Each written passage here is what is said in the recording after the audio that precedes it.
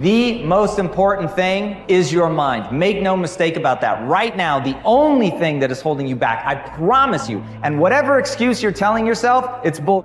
The only thing that's holding you back is the way that you think about yourself and the world. That's it, flat. You have not built the mechanisms in your mind that you need to free yourself from the matrix. And boys and girls, the matrix has you. Who knows David Foster Wallace?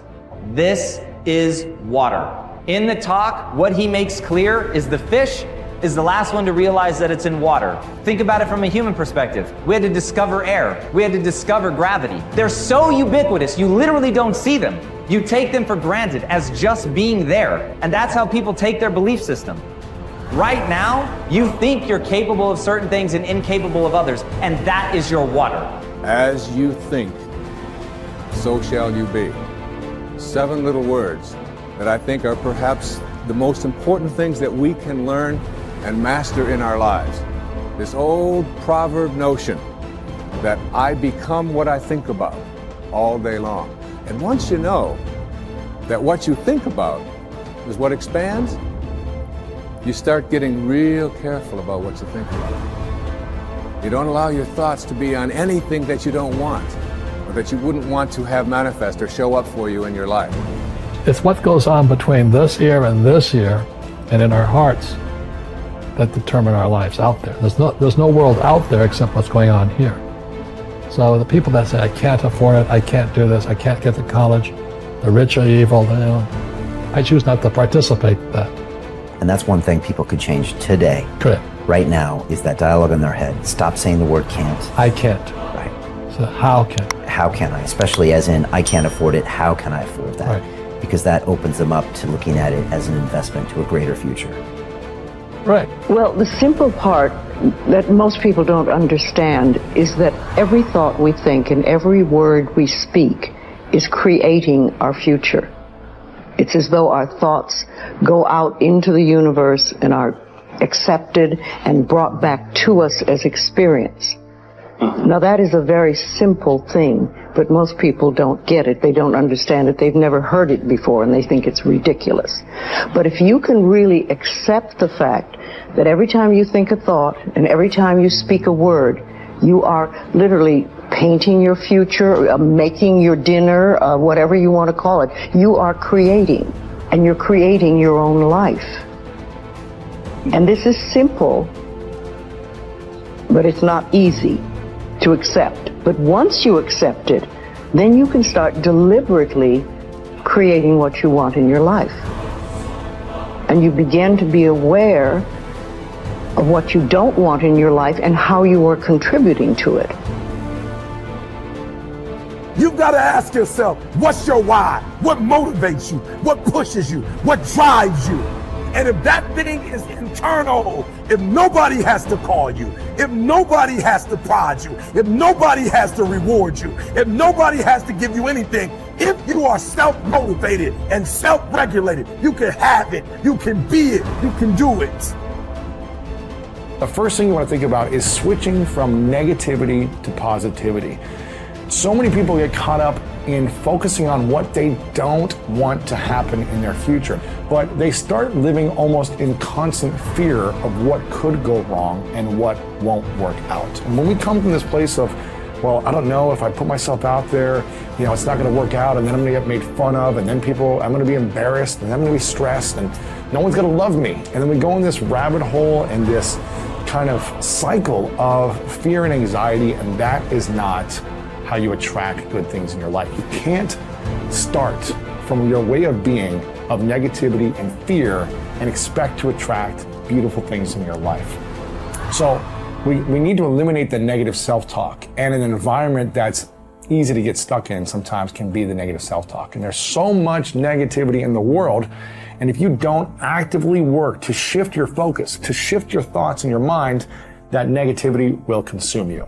You have a choice. Do you want to spend your life deciding what you want and what you don't want, and then chasing it outside?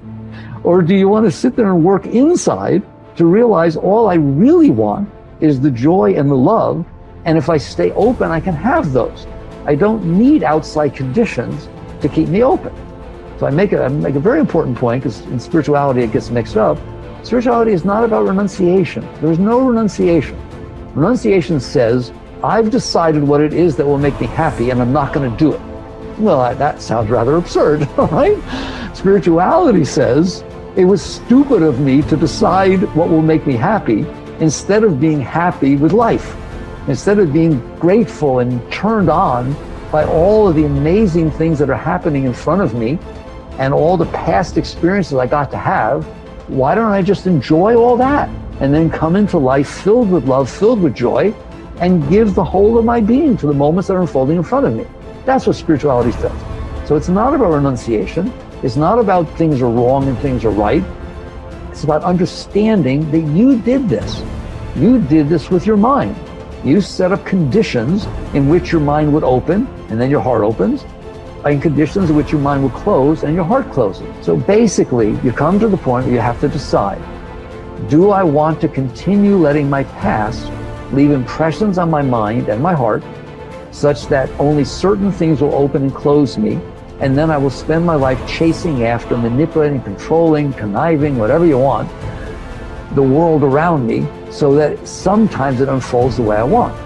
Or do you want to sit there and understand that you're the one who's making these decisions? It's your mind who's setting up the conditions. Why don't you just not do that? Create habits of empowering yourself, because empowering yourself, forgiving yourself, supporting yourself as you move forward and do the work to change your life, that's how you break the habit of victimizing yourself. And that's how you learn to do the opposite, which is supporting, empowering, cheering, celebrating yourself as you move forward. That's what's going to motivate you to do the action.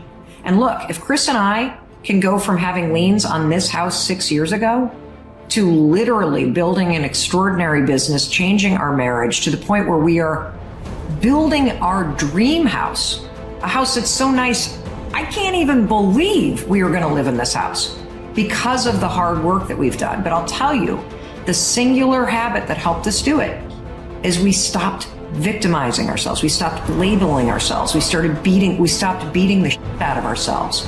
And we broke that habit. We changed the narrative by learning how to empower ourselves. The starting point of taking full control over your conscious and your subconscious mind is for you to accept complete responsibility for everything that you think, say, and do. You are responsible for whatever happens to you, and especially you are responsible for your responses to the inevitable ups and downs of daily life. As Eleanor Roosevelt said, no one can make you feel inferior without your consent. I used to think that setting goals and making plans was the starting point of success in life. After a while, I changed my mind because I realized that something else actually comes first. What comes first is the acceptance of complete responsibility for yourself and for everything that happens to you. Real maturity begins when you finally realize that no one is coming to the rescue. It is only when you accept total responsibility for your life situation, with no excuses and no blaming of others, that you move into a mental position to kick the long ball in your own life. It is only when you have accepted 100% responsibility for yourself that you are ready to take the next step and decide exactly what it is you want and exactly what it is you want to do. Accepting responsibility is not an option that is open to the individual. It is mandatory. It is an absolute fact of human existence. You do not have the luxury of blaming others or making excuses for parts of your life that are not satisfactory. As Henry Ford said, never complain, never explain. No one makes you do anything or feel anything. You are where you are and what you are because you have decided to be there. Everything that you are or ever will be is entirely up to you. If there is any effect in your life that you're not happy about, it is solely up to you to change the causes. You are completely responsible. When something negative or unexpected happens to you, immediately seize the moment as an opportunity to demonstrate calmness and self-control. Make it a game. Instead of allowing yourself to feel negative, deliberately force yourself to substitute something positive. Here is an affirmation that has been very helpful to me. I repeat it over and over until it becomes automatic. In almost every situation, when something goes wrong, I immediately catch myself by saying, every situation is a positive situation, if viewed as an opportunity for growth and self-mastery. Whatever it is, I take a deep breath, relax, smile, and say, every situation is a positive situation if viewed as an opportunity for growth and self-mastery. I then look within the situation for something that I can learn that will help me to grow and develop greater self-mastery. This is a simple mind game that enables me to stay relaxed and in control of my emotions. It will work for you as well. Just give it a try.